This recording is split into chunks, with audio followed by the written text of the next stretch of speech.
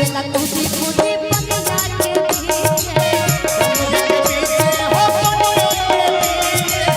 कब भागे आगे तो कब भागे पीछे कब भागे आगे तो कब भागे पीछे आज करेला इशारा दे के हाथ लतरी जाना तनी एक बार के बात हो भारती जी गले मछली मारे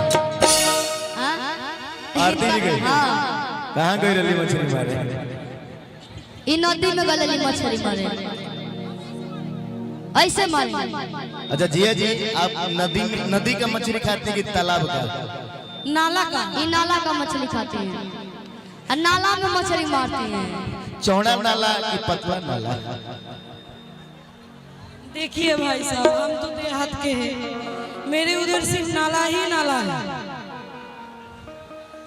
कुछ नहीं है इसलिए हम लोग नाला का मछली खाते हैं। अच्छा। क्या करेंगे क्योंकि एक्चुअल हम तो कुछ दूसरे हैं ना इसलिए नाला का खाते हैं। क्या बात है बंगाल में नाला ही नाला है। अरे की तो उड़ेला कूदी कूदी पनिया के पीछे पनिया के पीछे हो पनिया के पीछे भागे आगे तो कब भागे पीछे भागे आगे तो कब भागे पीछे अरे करेला इशारा